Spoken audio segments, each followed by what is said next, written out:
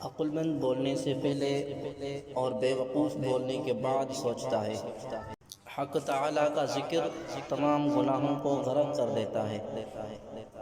جو لوگ آپ کو کہتے ہیں کہ تیرا کچھ نہیں ہوگا، ان سے کہنا عزتیں اور ذلتیں میرا رب دیتا ہے۔ کامیاب انسان اپنی منزل کو پیش نظر رکھتے ہیں، راستے کی رکاوٹوں کو نہیں۔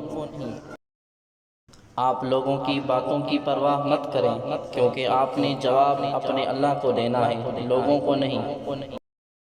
دوسروں پر تنقید کرنے سے بہتر ہے کہ اپنے آپ پر محنت کر کے اچھا انسان بن جائیں۔ رات بھر گہری نیند کے لیے دن بھر ایمانداری سے جینا پڑتا ہے۔ عبادتیں صرف جائے نماز پر نہیں ہوتی، بلکہ یہ میٹھی زبان، دھیمے لہجے، ہمدرد اور عاجزانہ رویوں سے بھی ہوتی ہیں۔ سکون ملتا ہے یہ سوچ کر اللہ پاک چنتا انہی کو ہے جن کو وہ خاص کرنا چاہتا ہے، پھر غم کس بات کا۔ جب کسی سے دل ایک بار ٹوٹ جائے تو پھر وہ قریب آنے کی جتنی کوششیں کرے، پہلے کی طرح دل میں مقام نہیں بنا سکتا۔ کسی کو ٹھوکر مارنے سے 100 گنا بہتر ہے کہ ٹھوکر کھائی جائے۔